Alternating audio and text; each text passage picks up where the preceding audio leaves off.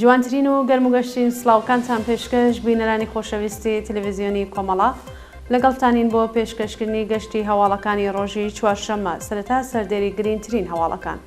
دۆخی خراپی قوتابیانی گوندی ساریقایە لە ورمێ، گواستنەوەی دوو هاوڵاتی بۆ زیندانەکانی سنە و نەغەدە، کۆبوونەوەی خەڵکی عێراق دژ بە سووتاندنی مازوت، بڵاوکردنەوەی تراکت بۆ ڕێزگرتن لە یادی بەندکراوانی سیاسی لە تاران، لە سێدارەدانی نۆ بەندکراو لە زیندانی ئەردەبیل، بێکاری 42% دەرچوانی زانکۆ لە ئێران، قەدەغەی ناردنی دۆلار بۆ ئێران لەلایەن دەوڵەتی عێراق و کوژرانی 7 بەرپرسی سیاسی و نظامی حەماس لە بەیروت.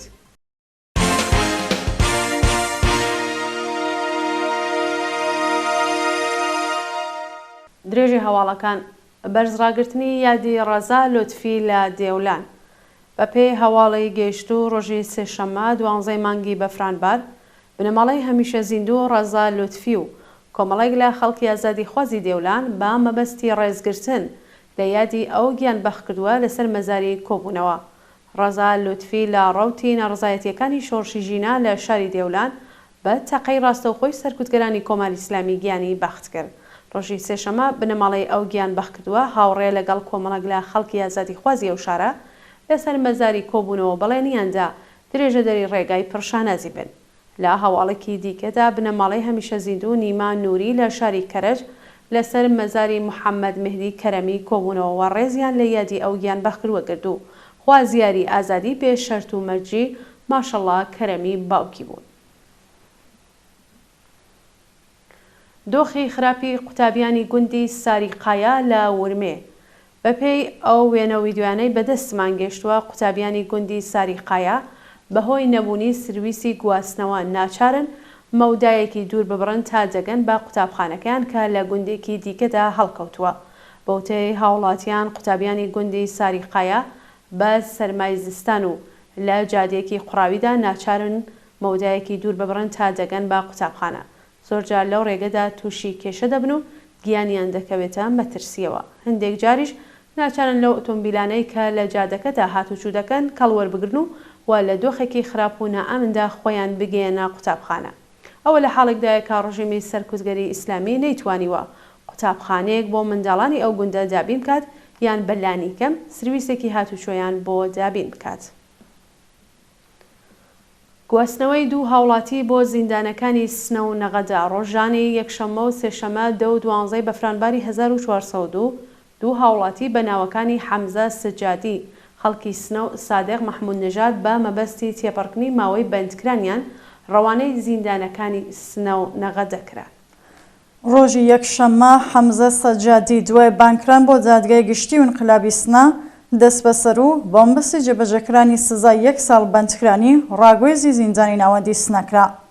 ناوبراو مانگی خاکەلەوەی 1402 لە ماڵەکەی خۆیزا لەلایەن هێزەکانی ڕژیمەوە دەست بەسەر و دواسر لەلایەن لە قیچوەری جادگای انقلابی سنە بە تۆمەتی چالاکی تەبلیغی دژی نیزام بە 1 ساڵ زیندان مەحکوم کرا.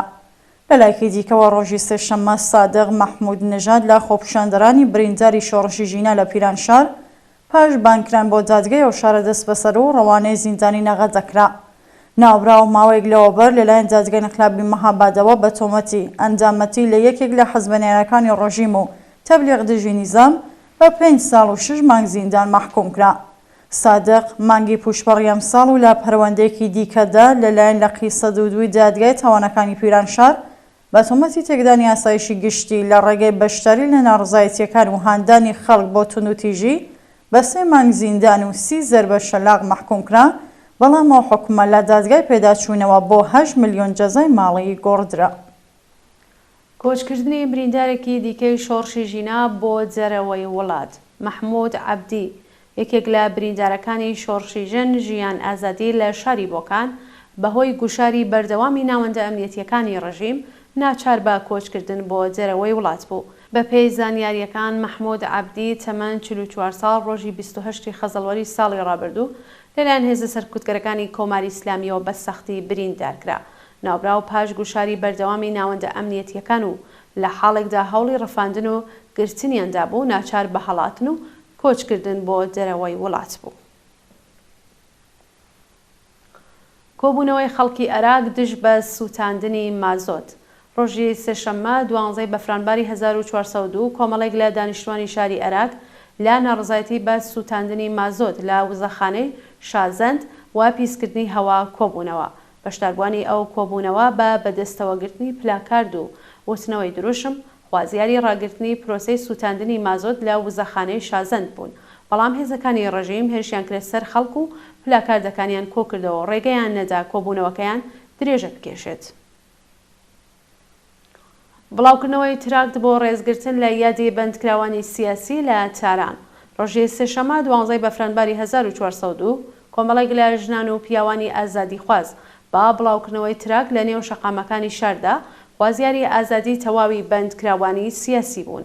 بەشداربووانی ئەو چالاکیە لە تراکتەکانیاندا ناوی کۆمەڵێک لە بەندکراوانی سیاسیان نووسی و دروشمی زیندانی سیاسی ئەبێ ئازاد بکرێتیان بەرزکردەوە. ژنانی ئازادی خواز و بەرابەری تەڵەبی تاران داوایان لە تەواوی خەڵکی ئێران کرد کە لە ئاز ژنایەتەکانی ڕژیم بێدەنگ نەبن و هەڵوێستیان بێت تاک و ڕێگە لە بەندکران و ئێعدامی زیندانیانی سیاسی بگرن.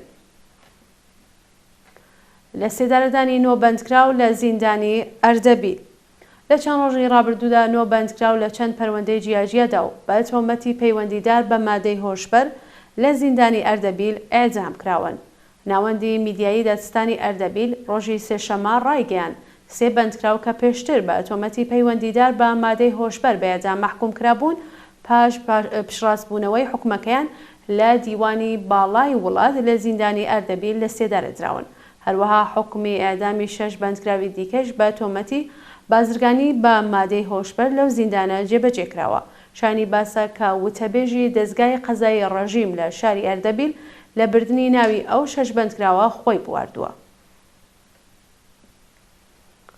مانگرتن لە خواردنی خالد پیرزادە دژ بە داخستنی حساوە بانکیەکانی. خالد پیرزادە بەندکراوی سیاسی پێشوو لە ڕۆژی 5 بەفرانبارەوە لە ناڕزایەتی بە داخستنی حساوە بانکیەکانی خۆی و بنەماڵەکەی مانی لە خواردن کردووە. بە پێی زانیاریەکان حساوە بانکیەکانی بنەماڵەی خالد پیرزادە لەژێر گوشاری ئیتلاعاتی سوپای پاسەران داخراوە و وێڕای فەرمانی دەستگای قەزایی بۆ کۆکردنەوەی حساوەکان، بەڵام ئیتلاعاتی سوپا ڕێگە نادات بنەماڵەی خالد ببورن خالد دەستیان بەسەر حساوە بانکیەکانیاندا هەبێت. بەوتەی سەرچاوە خۆجەیەکان هاوژین و کچی خالد بەردەوام لەلایەن ئیتلاعاتی سوپای پاسدارانەوە لێپرسینەوەیان لێ دەکرێت. بێکاری 42% دەرچوانی زانکۆ لە ئێران. ناوەندی ئاماری ئێران ڕۆژی سێشەممە 12 بەفرانباری 1402 لە راپۆرتێکدا ڕایگەیاند 42% دەرچوانی زانکۆ لە ئێران بێکارن. بە پێی ئەو ئامارە ڕێژەی بێکاری ژنانی دەرچووی زانکۆ لە کۆی گشتی ئەو 42% لە پیاوان زۆرترە. بە پێی ئەو راپۆرتە لە پاییزی ساڵی 1402 پشکی جەمعیەتی شاغڵی دەرچووی زانکۆ لە کۆی گشتی شاغڵانی ئێران تەنیا 27% بووە و ئەو ڕێژەیە لە چاو ساڵی ڕابردوو زیادی کردووە. بە وتەی تاها ڕەمەزانی بەڕێوەبەری دەفتەری داهێنەری سیاسەت و گەشەپێدانی وەزارەتی تەعاونی ڕەژیم، بێکاری 42% دەرچوانی زانکۆ بە واتای ئەوەیەکە لە 2,100,000 بێکاری وڵات 905 کەسیان دەرچوانی زانکۆن. ئەگەر توێژینەوەیەک لەسەر دەرچوانی پیا و ژنی زانکۆ ئەنجام بدەین بۆمان دەردەکەوێت کە نرخی بێکاری لە نێو پیاواندا 8% و لە نێو ژنان سەروی 20%. قەدەغەی ناردنی دولار بۆ ئێران لەلایەن دەوڵەتی عێراق. دەوڵەتی عێراق لە تازەترین بڕیاریدا هەناردەکردنی دولار بۆ 5 وڵات لەوانە ئێران قەدەغە کرد کە بە واتای ئەوەیە تێچووی هاوردەکردنی کاڵای 20% و داهاتی هەناردەکردنی کاڵا بۆ عێراق 20% کەم دەکات.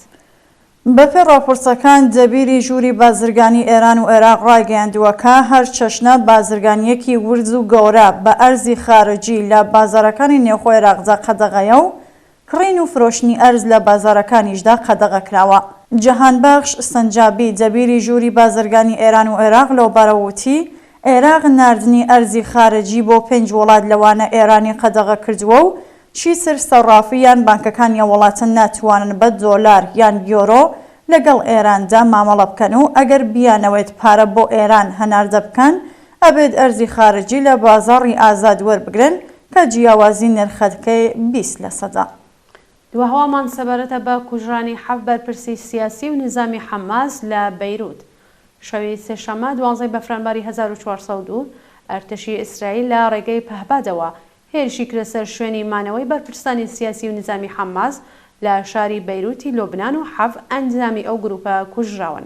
بە پێی راپۆرتەکان لەو هێرشەدا جێگری سەرۆکی دەفتەری سیاسی حەماس بە ناوی ساڵح ئاروەری، سەمیر فەندی فەرماندەی گوردانی قسام، عەزام ئەقرع فەرماندەی گوردانی قسام، محمود زەکی شاهین، محەممەد ڕەئیس، محەممەد بەشاشە، ئەحمەد حەمودە کوژران و چەندین کەسی دیکەیەژ بریندار بوون.